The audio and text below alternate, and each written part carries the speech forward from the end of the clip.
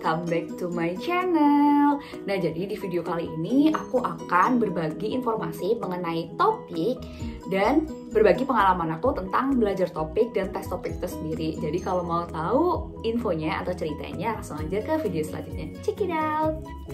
Nah, kalian sendiri pasti sering banget kan denger tes topik. Tapi sebenarnya apa sih itu tes topik? Nah, topik itu sendiri kepanjangannya adalah Test of Proficiency in Korean. Nah, itu adalah singkatannya, tapi kalau penjelasannya adalah tes uji kemahiran bahasa Korea untuk penutur non-natif.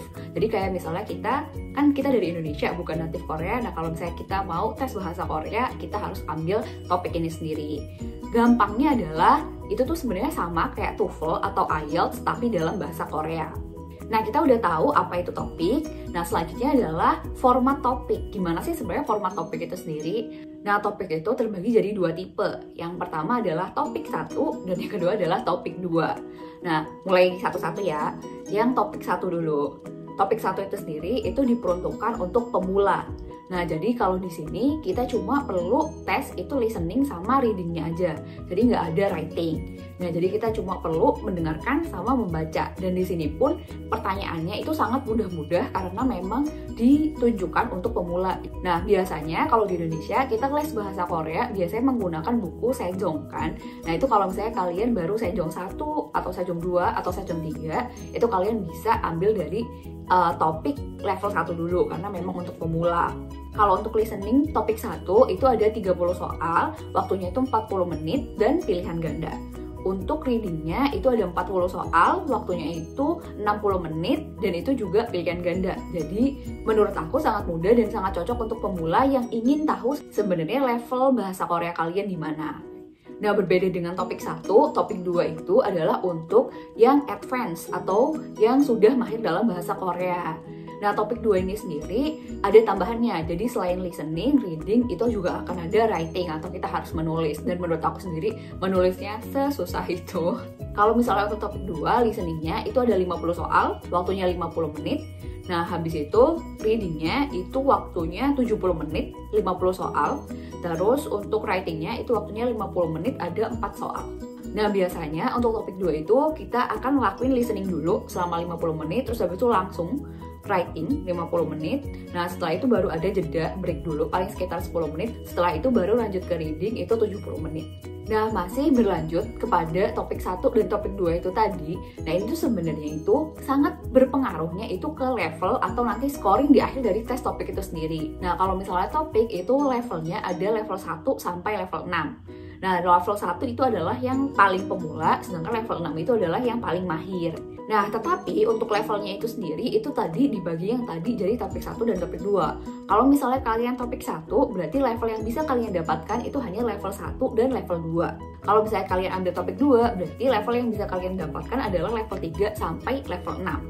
Nah, kalau misalnya untuk topik 1, kalau misalnya kalian benar semua, nilai kalian, skor kalian akhirnya adalah 200. Jadi kalau misalnya nilai kalian adalah di angka 81 sampai 140, berarti kalian dapat level 1. Kalau misalnya nilai kalian 141 sampai 200, itu berarti kalian dapat level 2. Jadi kalau misalnya kalian ambil topik 1, berarti kalian maksimal cuma ada di level 2. Jadi kalau misalnya nih ternyata kalian butuh level 3, kayak misalnya untuk S2 atau S1 di Korea kan minimum level 3 kan. Berarti kalian harus ambil yang topik 2, karena topik 2 itu sendiri level yang diberikan adalah level 3 sampai level 6. Nah, untuk topik 2, kalau misalnya kalian benar semua, itu skornya itu ada 300. Nah, untuk gradingnya adalah, kalau misalnya kalian nilainya itu 121 sampai 150, berarti kalian dapatnya level 3. Kalau misalnya kalian nilainya 151 sampai 180, itu berarti kalian dapatnya level 4. Kalau misalnya kalian nilainya 181 sampai 230, itu berarti kalian level 5. Kalau misalnya 231 ke atas sampai 300, itu berarti kalian dapatnya level 6.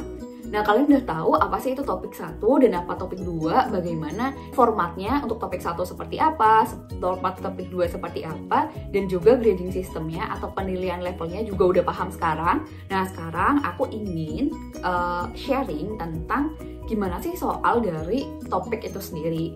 Nah, mungkin aku bakalan sharing di sini tuh lebih ke topik 2. Nah, menurut aku sendiri, kenapa kalian harus ambil topik 1 adalah kalau misalnya kalian ingin melihat dan mendapatkan sertifikat dengan jelas seberapa mahir kalian saat kalian pemula dalam bahasa Korea. Tapi kalau misalnya dalam untuk mencari beasiswa, ambil S1 atau misalnya ambil S2, S3 di Korea, itu yang paling penting adalah topik 2. Jadi kalau misalnya saran dari aku, langsung aja ambil topik 2 tuh nggak masalah. Kayak aku sendiri tuh ambil topik 2. Aku les bahasa Korea biasa di Indonesia 1,5 tahun sampai 2 tahun. Nah, itu aku langsung tes topik 2 dan alhamdulillah langsung dapat level 4 gitu. Karena biasanya emang untuk S2 itu minimal untuk dapat level 3. Jadi aku akan memperlihatkan soal tes topik dari tes topik yang ke-64. Kita cek dari yang nomor 1. Nah, nomor 1 listeningnya ini udah ada transkripnya sendiri. Ini soalnya tuh lebih gampang karena dialognya tuh dikit. Ini kalau misalnya kita lihat cuma 고객님, 어떤 문제가 있으세요? 노트북 화면이 안 나와서요. 네, 언제 구입하셨지요? Nah, ini dari dialog ini kita cuma perlu milih mana sih sebenarnya situasi dari pembicaraan ini. Nah, kalau misalnya kita bandingkan sama TOEFL atau misalnya IELTS, kan mereka mulai listening dari awal aja udah susah kan. Kalau misalnya topik, ini tuh untuk soal pertama itu sangat mudah karena memang ditujukan untuk peserta yang ingin mendapatkan level 3.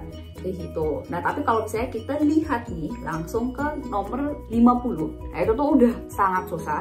Nah, ini kalau misalnya kita lihat transkrip listeningnya, itu tentang buku atau misalnya catatan raja-raja. Jadi itu udah susah banget kan, kalian bisa lihat di sini. Nah, dari situ kita harus menjawab pertanyaan biasanya yang ilcihanen neong. Jadi yang pilihannya itu sesuai sama listeningnya atau misalnya juje atau topiknya apa. Misalnya dicari tuh tedo. Sikap dari pembicara ini itu maksudnya tuh apa. Nah, ini jawaban-jawaban kayak gitu.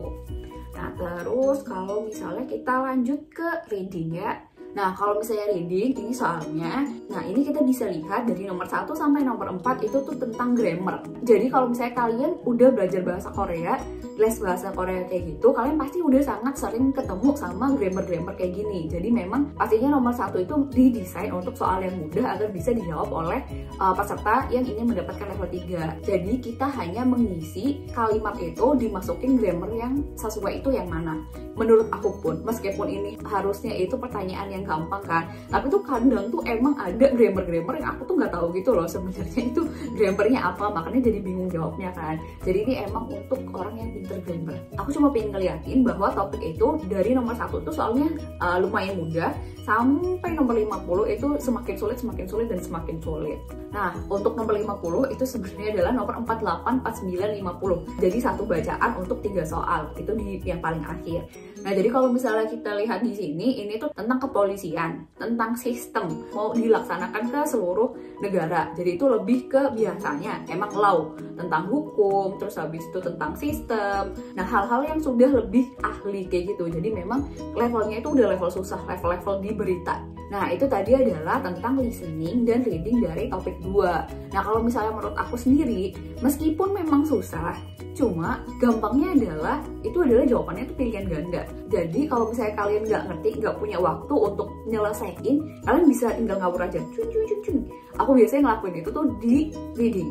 Karena reading itu kan ada 50 soal dan itu waktunya cuma 70 menit, itu sangat nggak cukup gitu loh aku buat baca. Jadi aku biasanya tuh ngerjain tuh sampai 41 yang bener-bener aku baca, terus waktunya nggak cukup kan, terus tinggal 9 soal kan, udah aku jawabin aja nomor 3 semua biar peluang benernya ada kayak gitu. Tapi inilah yang menjadi susah banget untuk topik adalah writing. Menurut aku writingnya tuh jauh lebih susah daripada writing di IELTS. Nah, kenapa aku bilang lebih susah? Karena di sini itu tipenya ada 4 tipe yang harus kalian jawab. Kalau misalnya IELTS kan cuma ada 2 tuh. Yang pertama grafik.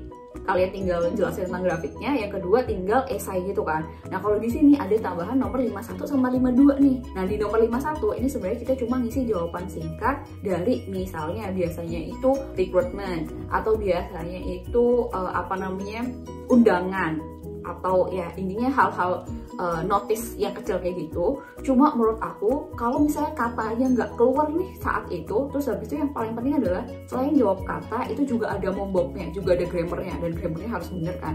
Jadi satu kata sama satu grammar. Jadi kalau misalnya katanya nggak keluar atau grammarnya nggak paham juga nggak akan bisa ngisi, karena kan kalian harus ngisi sendiri kan, nggak ada pilihan gandanya.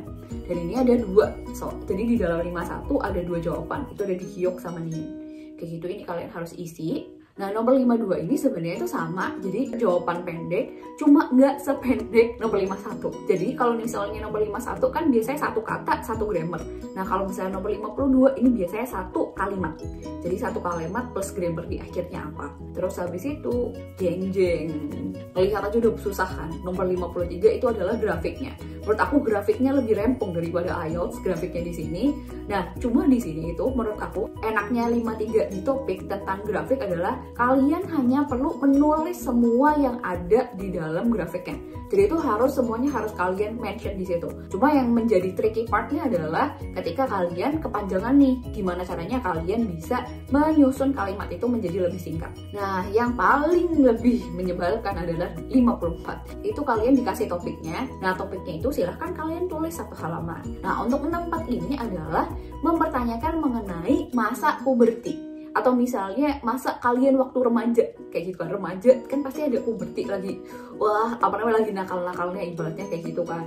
Nah, ini ditanyakan kenapa masa ini itu penting, terus speciality yang muncul saat masa puberti atau masa remaja ini. Setelah itu pertanyaan nomor 3 adalah untuk kita bertumbuh menjadi dewasa dengan benar, usaha apa saja yang perlu dilakukan mulai dari masa remaja. Kadang itu kayak pertanyaannya aja nggak paham gitu loh maksudnya apa, terus apalagi disuruh nulis pakai bahasa Korea semua dalam 1 halaman. Tepuk tangan. Nah, itu tadi kurang lebih tentang topik. Jadi kita udah tahu kalau topik itu ada 2, yaitu topik 1 dan topik 2. Kalau misalnya topik 1 itu untuk pemula atau beginner, dia tesnya cuma ada listening sama reading, dan levelnya cuma level 1 sampai 2. Kalau misalnya topik 2 untuk yang advance, dan itu ada listening, reading, sama writing. Terus habis itu levelnya dari level 3 sampai level 6. Dan aku tadi juga udah jelasin beberapa contoh soal dari topik 2. Nah, sekarang aku lebih ingin menjelaskan tentang topik di Indonesia. Nah, kalau misalnya di Indonesia itu sendiri, topik tes itu biasanya, kalau misalnya nggak corona, itu dilakukan dalam setahun itu ada 2 kali, yaitu di April dan November. Dan untuk tempatnya sendiri itu ada di Jakarta, Yogyakarta, Bali, sama Bandung. Nah, aku sendiri itu pernahnya di Jakarta International Korean School, di JIX. Waktu itu aku ikut yang tahun 2019 di topik 2. Nah, gimana sih cara mendaftar topik di Indonesia? Nah, sebenarnya ini menurut aku tuh sangat ribet banget dan susah, karena informasi kalau misalnya ada tes topiknya atau informasi pendaftarannya itu nggak disebarluaskan gitu. Jadi kalau misalnya menurut aku, mending kalian ikut les bahasa Korea sama gurunya, kalian minta untuk dikasih tahu kalau misalnya ada pembukaan pendaftaran topik. Karena ini tuh beda banget cara pendaftarannya sama misalnya TOEFL atau IELTS, kan kalian bisa tinggal daftar kapan aja, tinggal kalian pilih kan mau tanggal berapa, di minggu berapa gitu kan. Kalau misalnya tes topik itu kan udah ada jadwalnya, cuma misalnya di April sama di November. Biasanya pendaftarannya itu 3 bulan sebelum tesnya. Jadi waktu itu aku tesnya kan November, itu pendaftarannya tuh kalau nggak salah di Juni atau nggak Juli. Nah, kalau misalnya kalian April itu pendaftarannya di Januari, dan masa pendaftarannya itu biasanya cuma ada 1 minggu. Bayangkan, jadi kalau misalnya kalian ngelewatin waktu 1 minggu ini, berarti kalian harus nunggu setengah tahun lagi bahkan untuk tes topik selanjutnya. Nah, untuk syarat pendaftaran topik itu biasanya cuma pas foto, terus habis itu KTP, terus sama biaya ujiannya aja sih. Kalau misalnya topik 1 200.000, kalau misalnya topik 2 itu 300.000 tuh. Jadi untuk pendaftarannya sebenarnya nggak terlalu banyak syaratnya, asalkan bener-bener di periode pendaftaran itu insya Allah bisa untuk daftar.